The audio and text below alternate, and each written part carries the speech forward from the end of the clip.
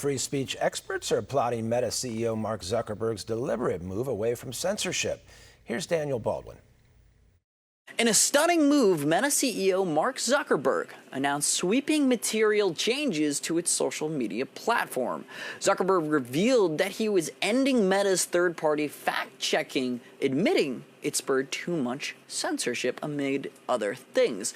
Dan Schneider is the vice president of the Media Research Center. He joins us now. Dan, you've largely been on the front lines of the fight, the MRC, doing a lot of incredible work exposing Meta's previous censorship. What are the implications of Zuckerberg's decision and announcement happening Tuesday? Yeah, it is my job to fight against big tech censorship. I've got bloody knuckles and bruises all over from these fights. I have been on the front lines of these fights. So when I tell you that this is monumental, this is not a hyperbole. It's not made as a statement to suck up to one of my sworn enemies. This is truly historic, and it's not just the breadth of the changes, but it's also the systemic depth of these changes that is impressive. These changes at Facebook, Meta, are being made in ways that will not easily be reversed, and they are serious pro-free speech efforts. What about those changes stood out to you, Dan, someone who does work in regards to pushing free speech? What about the depth, as you just said, that the changes stands out to you? Well, first of all, keep in mind that Mark Zuckerberg is not one of these new wave radicals. He is not one of these people who wants to completely upend the world.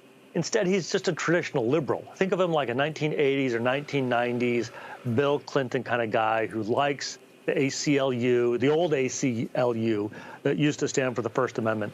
That's who Mark Zuckerberg is. He founded Facebook to be a pro-free speech kind of platform. He then hired Sheryl Sandberg as the COO. She was a radical. She was one of these new wave extremists. Well, she's gone. She was initially replaced by Nick Clegg, who was literally the United Kingdom, the UK Labour Party leader. So he also was a European anti-free speech kind of guy. They've both been removed from their positions and replaced with Joel Kaplan and Kevin Martin, two well-known Republicans who have long stood for free speech propositions and freedom. This is a radical change. And then maybe even more extreme, or better from my perspective, is that all the fact checkers at Facebook, every last one of them, was given walking papers today. There are no more fact checkers left at Facebook. These radical lefties who have been silencing conservatives, and anybody has a different narrative than what the woke agenda is, they're gone. It's certainly a big win. One thing that Zuckerberg seemed to admit in that 5.5-minute speech that he posted was that Donald Trump winning the election in such a resounding fashion seemed to be a bit of a tipping point for the decision. We know that he met with Trump in Mar-a-Lago late November. We know that Meta appointed Dana White, a free speech absolutist, a close confidant of Trump, the UFC president, as a member of its board of directors on Monday. Do you think that Trump's fingerprints were on this decision at all? I think we're going to be ignoring the courage that Zuckerberg has exhibited if we simply say that he was responding to pressure from an incoming Trump administration. I think the better way to think about it is that the Trump reelection has created this massive reset in our society.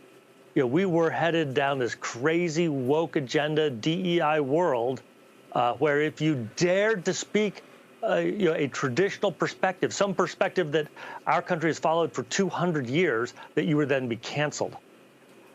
The Trump reelection has caused everybody in America, including Trump's haters, sort of to recalibrate. And I think it's better to think that Zuckerberg is taking advantage of this moment when his own radical employees at Facebook, they've also seen that the world has shifted, that he's not going to get them all quitting, having a mass exodus by making this change back to a free speech agenda. I think that's really what's emanating from this decision. Wise words. Dan Schneider, the Media Research Center. Sir, we appreciate you joining us here on One American News to break down this monumental decision and change from Mark Zuckerberg. Thank you so much, sir. Thank you. For all our viewers asking where One America News is heading in the future, we would like to introduce you to OAN Live. OAN Live is the best way to stay up to date on all of the hard-hitting, straight-shooting, national and international headlines. And the best part is, OAN Live is only $4.99 per month. All the credible, honest, unbiased reporting One America News offers at a fraction of the cost of cable. Just go to OANN.com to easily sign up for OAN Live and stay informed.